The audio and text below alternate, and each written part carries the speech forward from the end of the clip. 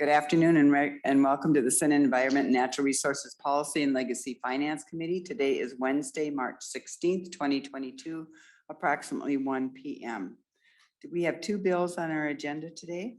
And first up, we have Senate File 3046. Senator Eaton, welcome to the committee.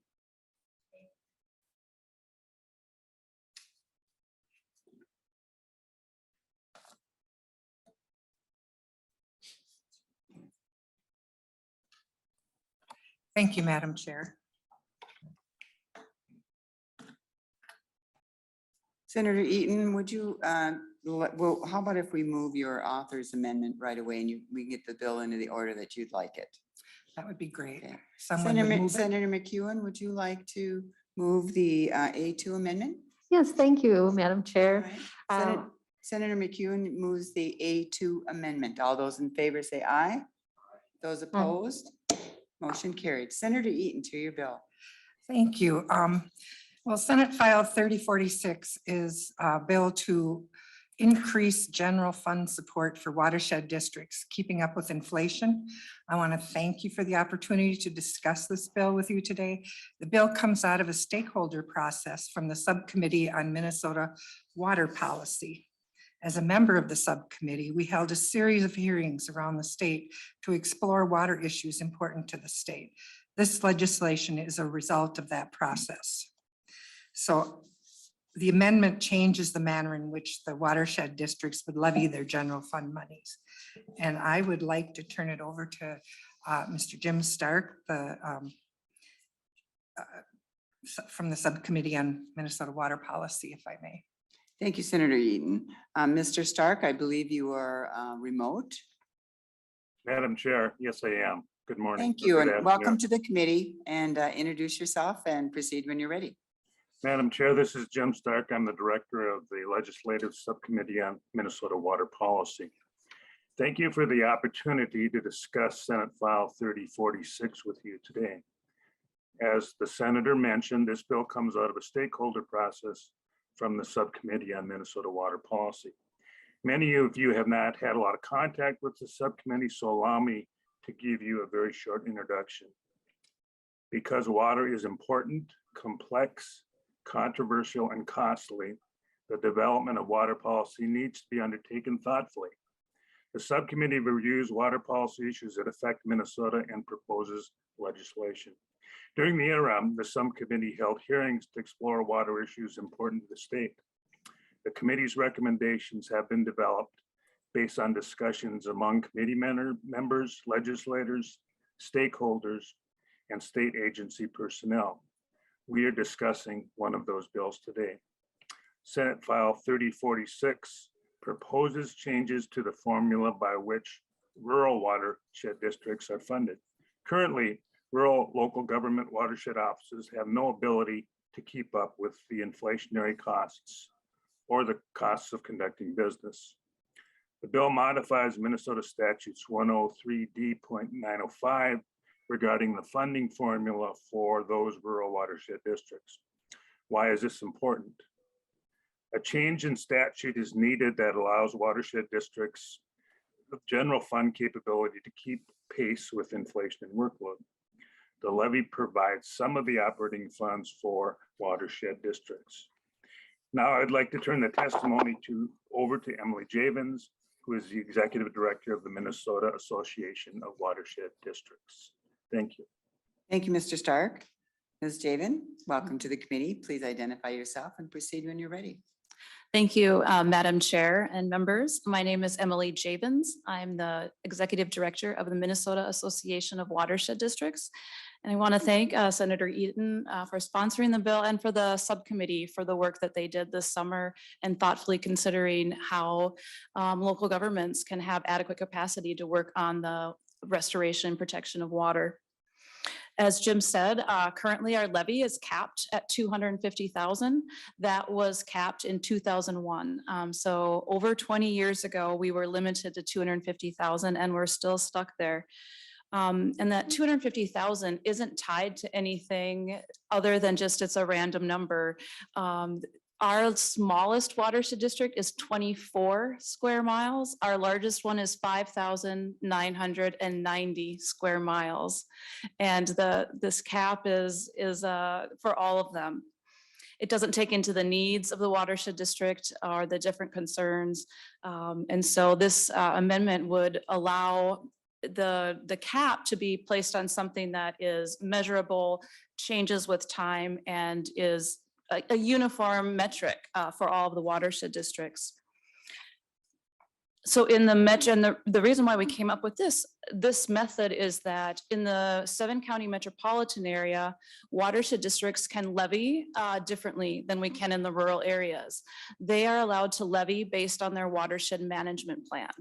They have been doing this for over 30 years, and the plans across the state are written locally, they're vetted locally, and then they go through all of the water agencies and ultimately are approved by the Board of Water and Soil Resources.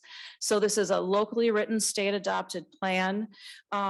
There's kind of a second cap actually in it when we say that there's the 0.048%, but then we cannot levy more than what is in our plan. And so if it's not in our plan, we can't do it. So there is kind of a second cap there. Just a reminder, watershed districts are only formed by petition.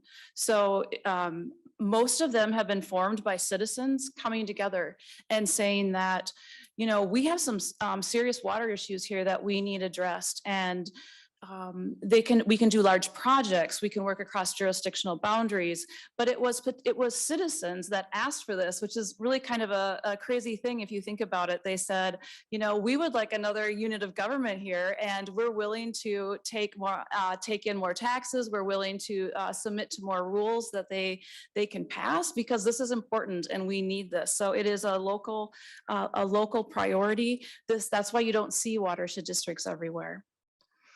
So with that, I do have a watershed district with me that would just mention how she uses her levy and what it would mean for that. Just one last thing, I guess. There are public hearings, of course, every year also. So any new amount or any increase would be subject to those public hearings. So with that, I would ask you to support Senate File 3046 and the amendment so that we can get out from under the capped 2001 levy authority. Thank you, Mr. Aaron. We have remotely Rebecca Carlson. Welcome to the committee. Please state your name for the record, and I think you're sharing your screen with us. Yes, thank you, Madam Chair, Senator. My name is Rebecca Carlson. I'm the district administrator for the Clearwater River Watershed District. If you've ever headed west on Highway 55 out of the Twin Cities and come to the town of Annandale and driven on through past Watkins, you've been in our watershed district. It's about 160 square miles.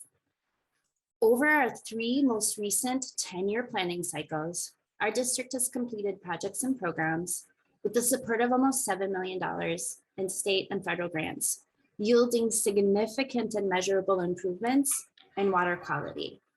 So the image that you're seeing on your screen, if everyone can see it, is the water clarity at the time of the district's formation when we began collecting data. Back in 1975, 12 of our 21 major lakes, and you can see those are very large lakes, did not meet our current water quality standards for clarity. After our most recent plan was completed, planning cycle was completed in 2017, all but 2 lakes met water quality standards. That's 3,300 acres of recreational lakes with dramatically improved water clarity, making them more fishable and more swimmable, not only for our landowners in our district, but for everyone who visits us. Several of our lakes have had order of magnitude load reductions. This is Clearwater Lake, the big one in the center, in nutrient concentrations. This is the state standard when we started back in the 80s, the major federal grant, 319 grant of $4 million. Basically, the district did at the first TMDL and implementation well in advance of when the state started doing them. We had our first major reduction And then with recent grants, we've had really that refinement and reduction. And we've seen this trend in all of our lakes. Most recently, 2 of our lakes were removed from the impaired waters list for nutrients. We have moved the needle on water quality, but we've got a ways to go for some of our lakes. Our success in bringing clearer water to the residents who petitioned for the formation of our watershed district, those residents who continue to fund the district's work, that is due to our ability to prioritize resources based on local values and then target highly cost-effective projects and programs that benefit everyone.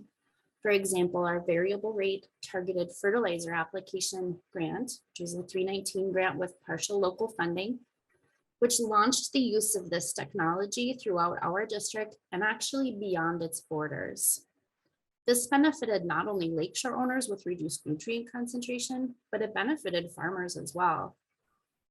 Our district's newest 10-year comprehensive plan, this local planning effort that's required, approved in 2021, identified just under $4 million in projects and programs that are necessary to meet state and federal water quality goals. As Ms. Jabens stated, our annual general levy is $250,000. With federal 319 and legacy funding sources shifting, we anticipate that these funding sources will not be available to us going forward in the amounts that have yielded the greatest successes. Our district won't be able to accomplish its local goals or state and federal goals with the existing levy cap. Raising the levy cap would not provide 100% of the funding required to implement our entire $4 million plan, but it would make up for shifting state and federal grant funding and allow us some flexibility to operate in the face of steeply rising costs. It'll allow us to continue with the good progress we made in the past 10, 20, 30-year planning cycles. It'll allow us to continue to move the needle. In terms of how this would be implemented in our district, let me share this.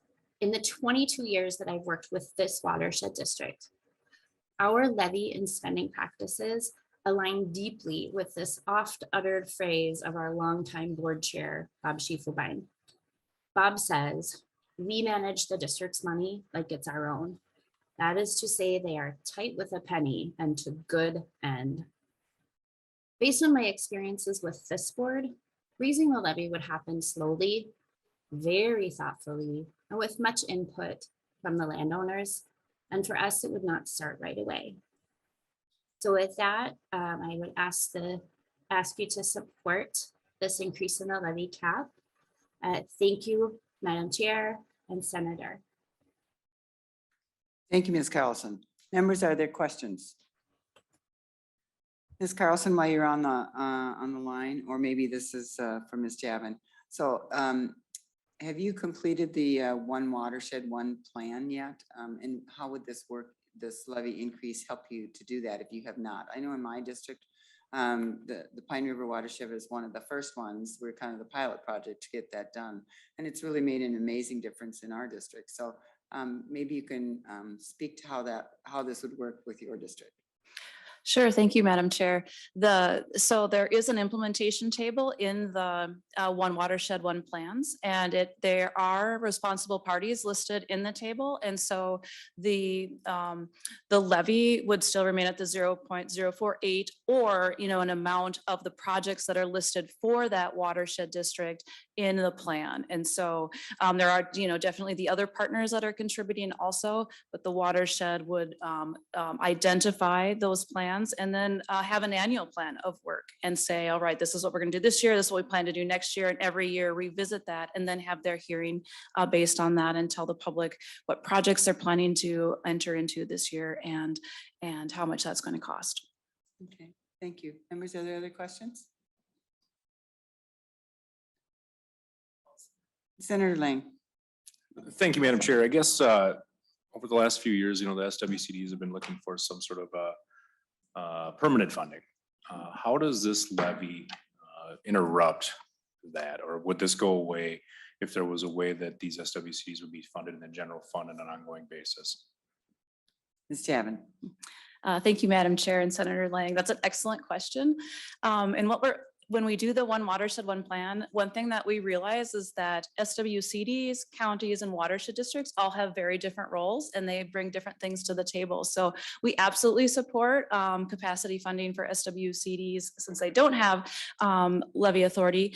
They primarily work with individual landowners and do like individual parcel projects where watershed districts will also do large impoundments or river stabilizations, ditch remandering and things like that. So our funding source is our levy or local grants. We don't get money from the counties like the SWCDs often get supplemented with county money. So thank you for that Senator question. Lang. And then just out of pure curiosity, the 250 versus the 500,000, what, could you talk just about a little more about the relationship between the 0.048, less than 0.5% levy authority? How many of those watershed districts bump up against that? Or is that something where 90% are at the 250 and then from that point on just curious. Ms. Jabin. Thank you, Madam Chair and Senator Lang. Yes, I do know the answer to that. There are 45 watershed districts and 6 of them are under the 250 when they take the 0.048. Those are very small watershed districts that were formed maybe to do one project and they basically just maintain that one project. And so those are, and they would stay at that. And the 250 versus the 500, originally we wrote that the last time in 2000 when it was increased, it went from 125 to 250. Present value, if we pull it out, would be 392,000. What's that? That's the average. No, if we take the inflation into account from 2001 until now, 250,000 back then until now is 392. So of the, sorry, Madam Chair. So of those 45 watershed districts, the average would be in that, is it 392,000? Is that what you're saying? Ms. Or I Jabin. misunderstood you. Thank you, Madam Chair and Senator Lang. So what I was saying is that of the 45, 39 are at the $250,000 camp and they can't go over. And there's only the 6 that are just barely under. So it's So everybody's up substantial- against the it's cap. of a Senator Lang. substantial, thank you. It's of a substantial meaningfulness to them. Yes. Okay, fair enough. Thank you. Members, is there any other discussion? Well, Senator Eaton. Well, thank you for hearing this bill. I think it's important. I've heard from a lot of people outside of the metro area who have big concerns about the funding for their watershed districts. And I'm hoping that we can alleviate some of that. So thank you again for this opportunity. Thank you, Senator Eaton. Senator Swedinsky, would you like to move Senate File 3046 as amended? Thank you. Senate File 3046 as amended will be going on to taxes. All those in favor say aye. Those opposed, motion carries. Thank you very much, Senator Eaton. Thank you for the opportunity. Next up, we have Senate File 3359, Senator Herr.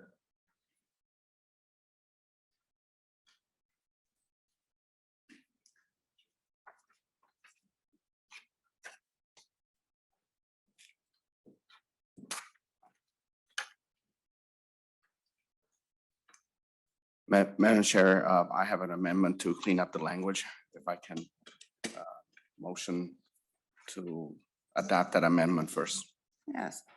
Members, I believe you have the amendment in your packet, the A1 amendment. Senator Herr moves the A1 amendment. All those in favor say aye. Aye. Those opposed, motion carries. Senator Herr, welcome to the committee on that side of the table and Yes. proceed when you're ready. Thank you, Madam Chair, member, for the opportunity to present Senate File 3359, establishing the Eye Landfill Task Force and appropriate money for the purpose of the task force. From 1920 to 1970, what is known now as the Eye Landfill was actually called the Eye dump. Everything was dumped from liquid chemicals, batteries, industry waste, lead, mercury, pesticide, metals, PCB, and more. These activities of contamination were all well documented by the MPCA and the Metropolitan Environmental Control Citizen Association. The dump closed in 1972 when the Minnesota Pollution Control Agency refused its permits. Today, it sits there in the still undeveloped 1,300 acres Pigs Eye Regional Park, covered in dirt, tall grasses, the size of 3 Mall of Americas, and the garbage pile over a story high with Battle Creek running through it, polluting Pigs Eye Lake, and eventually the Mississippi River. The pollution is carried down the river from St. Paul. It is estimated up to 28 municipality dump at Pigs Eye over the decades. This task force will be tasked with coordinating efforts to clean up and make right the Pigs Eye landfill Superfund site on the east side St. Paul. It will develop a report with coordinating plan and recommendation addressing the issues of the site, including PFAS contamination. With that said, Madam Chair, I also have fiscal note that if the council could explain to us now or later after testimony, that'll be fine. Or should we go ahead and I have 4 testifiers. What with would me. you prefer, Senator Herr? Let's just go with the testifier All first. right, perfect. Yep. I think next we have Victoria Reinhardt, and she is remote. And Ms. Reinhardt, if you'd please identify yourself and then proceed when you're ready. Thank you very much. Thank you, Madam Chair and members. I'm Ramsey County Commissioner Victoria Reinhardt, and I'm pleased to come before you today in support of Senate File 3359. I appreciate Senator Herr's vision to create a Pigs Eye Landfill Task Force to coordinate efforts to remediate and restore the Pigs Eye landfill site and address perfluoroalkyl and polyfluoroalkyl substances. I always have trouble with that, so I think I did pretty well that time. Okay, also known as PFAS and PFOS, contamination of Battle Creek, Pigs Eye Lake, and nearby groundwater. As you are well aware, there are complex challenges on this site in the floodplain of the Mississippi River, which is a critical waterway for our community, state, and nation. The task force will work to provide answers regarding the breadth of those issues and options on how to address them. We look forward to collaborating and coordinating with our partners on this task force. I firmly believe that by working together, we will see better outcomes for the environment, for public health, for wildlife, and most importantly, for our residents. I'm especially pleased about the opportunity this effort brings to ensure that the remediation and restoration of the landfill can be coordinated with Ramsey County's existing efforts to do environmental restoration in Pigs Eye Lake. Ramsey County has worked with the Army Corps of Engineers to develop a project that will improve aquatic habitat, improve the quantity and quality of habitat for migratory birds, and maintain and enhance the quality of shoreline habitat. Construction of the project will begin this summer, and the opportunity to link this effort to the work of the task force is greatly appreciated. Both projects will go a long way towards revitalizing this area as a refuge for both our residents and our wildlife. For decades, we have been wringing our hands over cleaning up the Pigs Eye landfill, primarily because of the enormity of the problem. With this task force, we can get the answers we need and take action. My testimony today is on behalf of Ramsey County and on behalf of the Minnesota Clean Water Council. In addition, support letters have been sent from the Partnership on Waste and Energy, which is Ramsey, Washington, and Hennepin counties, and the Ramsey, Washington Recycling and Energy Board. Thank you, Senator Herr, for your leadership on this, and thank you, members, for your time. I'm happy to answer any questions that you may have. Thank you. I think we'll hold questions, members, until we are done with our testifiers. And thank you, Ms. Reinhardt, for testifying. With that, we have Kiki Sonnen, is that correct? Yes, Kiki Sonnen. I have. And I can't handout. imagine that you aren't with the Audubon Society with the beautiful swan on your shirt there, right?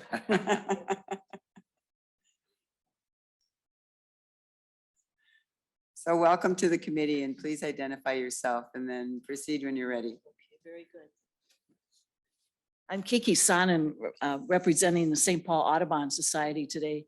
The St. Paul Audubon Society has 2,400 members in this community.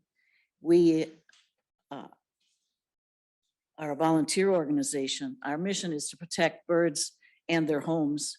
Clean air, clean water, and healthy land protect us all. And St. Paul Audubon's programs and activities further that mission through conservation and advocacy and education. You'll notice that the letter that I'm handing out was dated for January 11th, 2022. That was when the ball started rolling to get a handle on this terrible situation at Pig's Eye. And it might as well have been dated 2001, 1970, 1950. It's been going on a long, long time. Senator Herr mentioned 100 years, and I was shocked to hear that, but your math is right. And the thing of it is that St. Paul Audubon has long held a keen interest in Pig's Eye because of its natural, historic, cultural, and recreational character. It's on the Mississippi River Flyway, which means that 3/4 of all the migrating birds going through North America travel through Pig's Eye. And that's twice a year because they go to their breeding sites and then come back and in the fall to go back to their wintering grounds. Pig's Eye is also home to the Pig's Eye Heron and Egret Rookery, which is a scientific and natural area managed by the DNR, and it's also managed as a sanctuary. This is one of the largest mixed colonial bird nesting sites in the upper Midwest. The regional park of Pig's Eye is also home to 8 active bald eagle nests.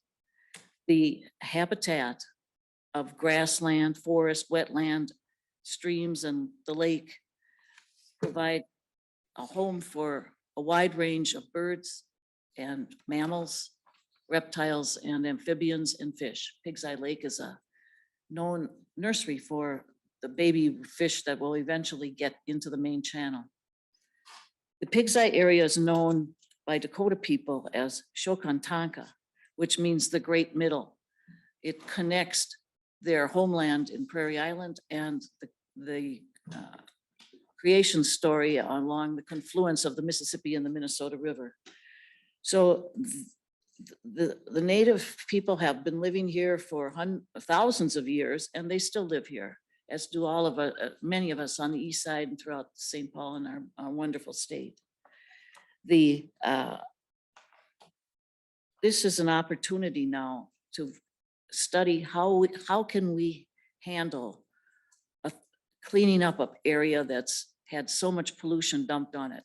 A start has been made, and we keep attempting to do stuff, but in January, we're talking with the Met Council and with the Pollution Control Agency staffers that have worked on this for years and years, decades.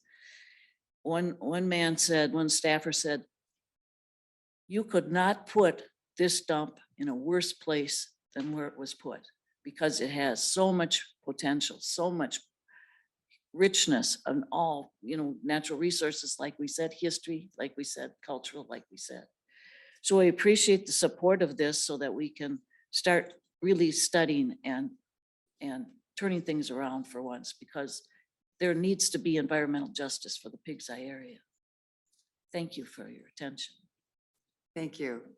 Next, we have Jane Prince, and I believe she is testifying remotely. Welcome to the committee.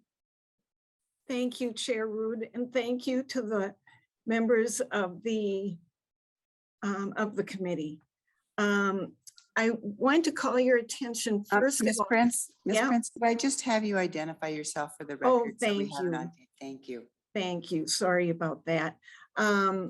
Yes, I'm Jane Prince, and I am a member of the St. Paul City Council representing Ward 7, which is the very multicultural community where the Pig's Eye site is located. Thank I'd you. like to, thank you. I'd like to first call your attention to a resolution that I have submitted into the record, which was unanimously passed by the St. Paul City Council and signed by Mayor Carter, seeking your support for this timely opportunity to organize state and federal agencies and surrounding municipalities to come together to coordinate efforts to restore the Pig's Eye State Superfund site. Senate File number 3359 creates the proposed commission, as I said, made up of state and federal agencies, as well as the cities of St. Paul, South St. Paul, Ramsey, and Dakota County.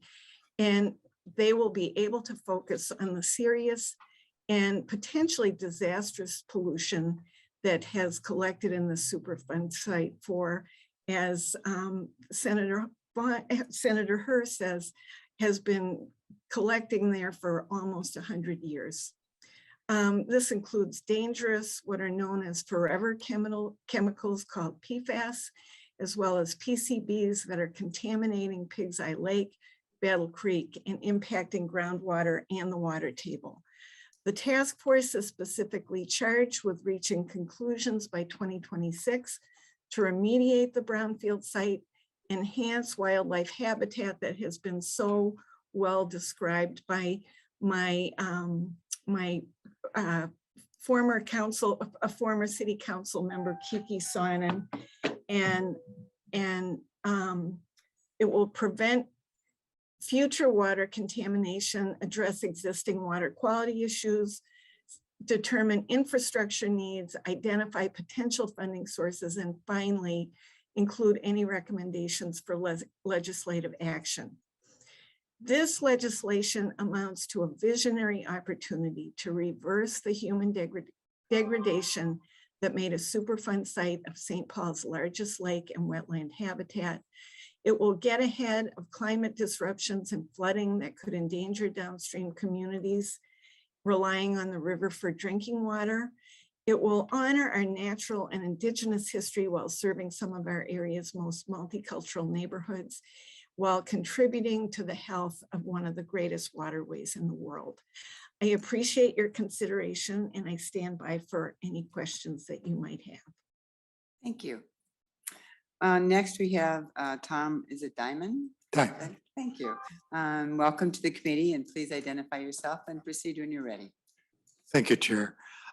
Tom Diamond, former St. Paul City Council member, and also was appointed by the U.S. Secretary of the Interior to serve as a commissioner for developing the plan for the national park that exists here. I wanted to appreciate the opportunity to talk. This amazing place is significant in the sense that it is a national park. It is a regional park. It is also designated as a state critical area, the only state critical area that's been designated as such. It's a scientific and natural area by the state, designated by the state, and it's also a state sanctuary. All these designations for this site, and it is an amazing place, the wildlife and the habitat, what it is. Historically, it's also very important geologically. This water body here, Pig's Eye Lake, was created before the Mississippi River and the Minnesota River existed in St. Paul. It goes back that far in its creation. It's a huge water body that was created in an earlier glaciation period before Lake Agassiz and that period of time.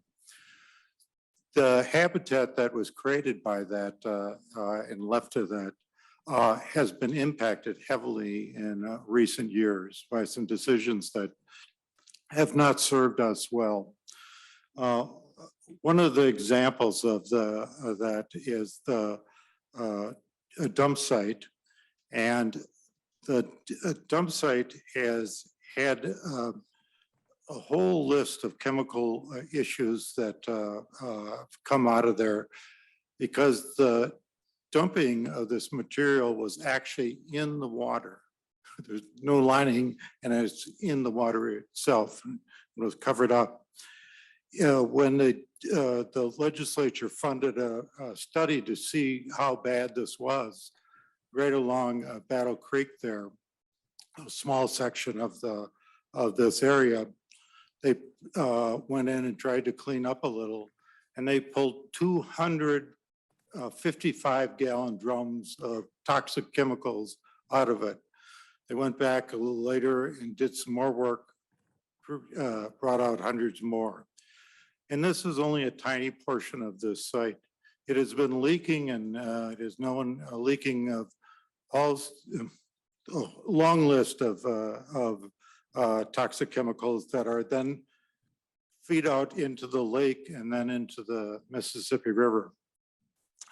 One of the things that we look at is with the climate change and these extreme storms that have been happening around the world, that if you had one of these here, you could open this whole thing up and it'd be flushed down river, impacting those who use this river for drinking water and recreational use.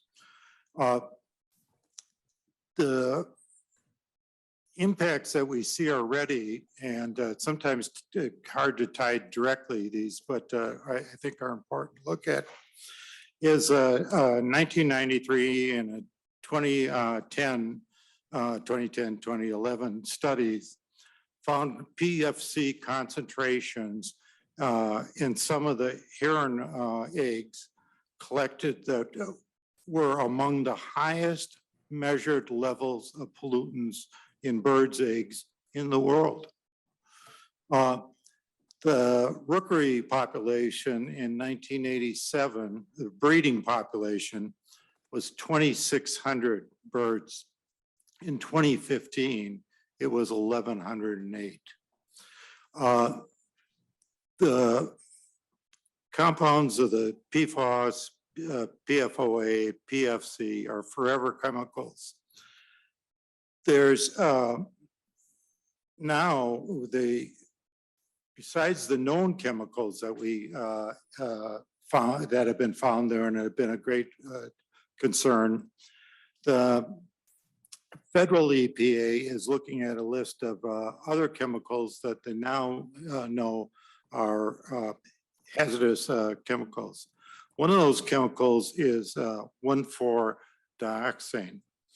It can cause liver damage, kidney damage, and respiratory damage. So this had never been tested for before. So in 2021, the test wells at Pig's Eye were tested, and 1,4-dioxane was found. So we now have a longer list of these chemicals. Plus, there's the issue of how many other chemicals that we don't know about because we just simply have not been testing for them. So the cleanup of this site is very important for the area here and for the people downriver. I should mention also that the recreational value of this has been hampered by the inability to use it for many people. And the surrounding neighborhoods are BIPOC majority neighborhoods that are also economically disadvantaged. So there's a great need to provide the recreational opportunities to the population that is most impacted by this area. It is great that we have this legislation before you, that there are efforts on the federal level. There's billions of dollars available for Superfund cleanups. There is the state resources that are available at this point. Also, anyways, I'll leave it at that. It is a wonderful area, can provide great opportunities, and we can avoid catastrophic events that put us all at risk. Thank you very much. Thank you. And Senator Herr, I think now before we go to questions, maybe we'll do the fiscal note. Sure. Thank you. And Mr. Mueller. Madam Chair and members, there is a fiscal note in your packet for this bill. The bill already contains an appropriation of $800,000 to pay for the task force. What the fiscal note does is sort of a breakout what those costs would be over a 3-year period. According to statutes 15059, task force like this shall receive compensation. So one part of the appropriation would go for compensation for the members. That's about $3,000 per year. The other part, I'm working off page 3 of the fiscal note. It kind of breaks this down. The other part would be one FTE, a temporary FTE at a PCA, which would cost about $133,000 per full year. And then the last part would be $100,000 per year for the task force. To hire an outside facilitator. So again, the bill contains the appropriation and it would use the full 800 over a 3-year period until it sunsets. Thank you. Members, are there questions? Senator Lang. Thank you, Madam Chair. I guess this is something that I think we've taken a couple of shots at over the years where we start talking about Pig's Eye. And there's a couple of in subdivision 5 in your bill, and this could be for anybody at the table. Talk about the brownfield site. I don't know if I've ever saw that or heard about the brownfield site. Can you tell me about that? Who would like to Educate answer me a little that? bit. From my understanding, Senator Lane, brownfield site, are you asking for the definition of brownfield? Right. Lang. So I'm fairly familiar with the site, the Pig's Eye site as a whole. Anytime you go into the St. Paul downtown airport, you get a pretty good view of it. What portion, because there's the park with the trails that I was familiar with. Reading through the bill, I just said, I don't know what the brownfield site is. Senator Herr, would you Yes, like the PCA is in the audience. Would you like to have them talk about the brownfield or would you like to? Yes, I think let's call the PCA. There, here. Yep.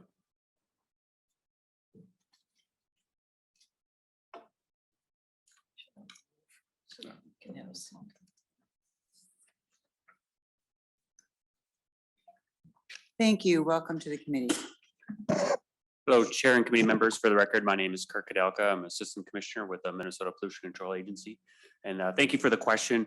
We believe this is something that is actually just a typo and a technical thing that we can get fixed. There is not a brownfield site that we're aware of there. There is the Pig's Eye dump, which is part of Melcat. And there's a Superfund to the north of it. The fishery hatchery is what it's called, but it's a dump. And then there are some contamination connected to the Met Council wastewater facility to the west. Okay. Senator Lang. Well, thank you, Madam Chair. I didn't mean to stump you. I was just actually honestly curious. Okay, on to the next one. I guess as you look at the Pig's Eye site, and this is again for anybody who wants to answer, Madam Chair, and infrastructure needs. So we talk about, are we looking, off into the future, say, I think this goes through 2026. Is that right? Correct. 2026. Yes. Over the course of that years, I assume that the Pig's Eye site as a whole, you'd like to continue the state park, the federal park aspect to that. Infrastructure needs, are we talking waterfront control structures? Are we talking parks, trails, benches, things like that? Senator Herr. Senator Lane, thank you for the question. And those are good questions. There's a possibility for all of that. But we had to begin with the task force by studying and look into what contamination is out there, because the Pig's Eye Lake and the regional part has been ignored for many years. So the task force is a commission group that will be doing study and discuss about what's needed in the upcoming future. Senator. And Mr. Diamond will have an answer for you as well. Mr. Diamond. Chair, Senator Ling, because of the natural aspect of this, it's largely going to be trails for people to walk on, to be areas where you could put a canoe, kayak in sort of thing. The rookery area will largely at least between April 1st and July 15th, isn't accessible at all because they're nesting in that period of time. So it's a limited access, but it's an important access so people can get out in natural areas and see it, but it would not be big equipment or roads and that sort of thing. Sure. Senator Lang. So yeah, I guess that's the only question. I mean, I was looking at the fiscal here, and I guess the only thing I have in the fiscal is I don't know where they're buying lunch for $11. I know what I paid for burrito today. So, but besides that, Madam Chair, thank you. Are there other questions? Senator Swedzinski. Thank you, Madam Chair. Thanks, Senator Herr, for bringing this forward. I've actually canoed that stretch of the Mississippi River from downtown St. Paul to 494. And I had no idea that the landfill was there because from the water's vantage point, it's you just don't know it's there. And I'm looking at the map right now and I don't know exactly where the landfill is, or the dump for what it was called for 50 years. Is it between the river and Pig's Eye Lake? Is that where actually the dump was? Or is it down by that the rookery? Or was it that whole chunk of land was a dump? Senator Herr. Yes, thank you, Senator Swedzinski. We have an expert here, my constituent, Mr. Tom Diamond. I live not too far from Pig's Eye Lake, and I frequent that area. That like MPCA say there's a hatchery north of that, and there's also an archery range which I use it quite regularly. But Mr. Tom Diamond, who frequent the park very often, so he could precisely tell you where it is. Mr. Diamond. Chair, Senator Kowinski. The dump is, if you were to see, there's a set of railroad tracks that kind of come down the east side there. And there's a road that comes down to the waste treatment plant. Everything between those two on the north side of the lake is that. And just north of that, where the fish hatchery is, that's the other dump that is. So on the other side of so essentially everything from 61 over to the river that is not the railroad is the dump. It's over 300 acres. Thank you, Madam Chair. Well, thank you for everything you guys are doing to try to bring this forward. So thank you. Thank you. And I have one question, Senator Herr. So I see that you have lots of, in your membership, you have a lot of partners here. And then in that this is a Superfund site, I'm thinking that you will have monies coming from the federal government and other agencies to help clean this up. Is that correct? That's correct, Madam Chair. But first we have to get the state confirmation that we are open to that option. So this bill will lead us to that direction. All right, thank you. Senator Senjum. Thank you, Madam Chair. Just a question. So the task force is going to meet, and I see 45 times, at least in the fiscal note, and they're going to make some decisions about what to do here. But I'm intrigued.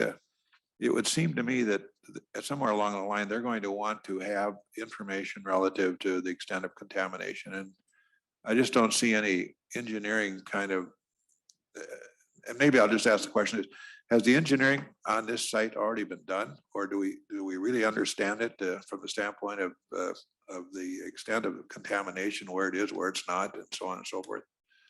It's a 1,200 acre site, as I see. And so that's very big.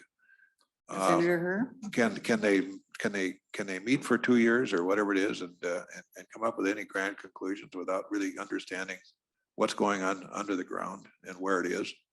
Senator Sandrin, thank you for the question. And Ms. Sonnen here will, I will defer the.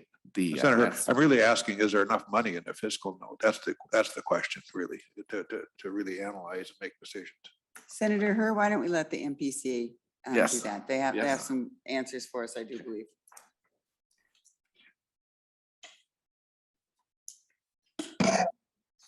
Thank you, Chair and committee members. You are correct. There is not any money in here for the remedial work, investigations and that.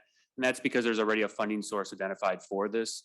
This dump is eligible for the Melcat Fund, and we have done extensive work previously about at the landfill and have a good understanding of the more traditional contaminants that we know of, VOCs and metals. We have done some PFAS work in this area too. We need to do a little bit more to the north and around some of the areas, and then complete some 1,4-dioxane sampling and investigation. That would be paid for by Melcat, which is not included in the fiscal note. And that is something we already had planned. So what we think of this task force is really bringing together a number of different plans and visions for this area and making sure we're all aligned in the same direction. A model could be considered as the area of concern in the St. Louis River area, where we've brought together multiple entities, natural resources entities, pollution, MPCA, and other entities to help with remediation and create one vision to move forward, create that plan, come together with a vision, potential funding recommendations and that to move forward with a unified cleanup restoration goal for this area. Thank you. Senator Sen. Madam Chair, thank you very much. Could I just add that there is now monitoring wells all over where the dump was. And those monitoring wells are, the data that comes off of that is being reviewed constantly by the Pollution Control Agency. The Department of Health has also been down there pulling the same data too. And I think it was either City or Ramsey County Health Department was there as well. And it's not an open dump anymore. I mean, at some time, there was some remedial work where they dumped a bunch of dirt there and just threw some grass seed around. And so it's kind of grassland, overgrown like farmland or something like that. But we would hope that as we get nearer to cleaning it up, when we figure out how to get rid of the stuff that's still there and seeping into the groundwater and so forth, if we can clear that up, then we hope that it's going to be a different sort of a habitat that can be restored that is more beneficial to the wildlife and to the birds. Thank you. Senator Herr, closing comments. Oh, thank you, Madam Chair and members. And also thank you to Senator Lane, Sen Denny, Sen Schwansky for your question. Actually, is quite informative as well, having an helicopter or overview of the Pigs Eye Lake. That's very informational. The Pigs Eye landfill was designated as an EPA Superfund site in 1989, and the plans to turn this area to a park go back over 100 years.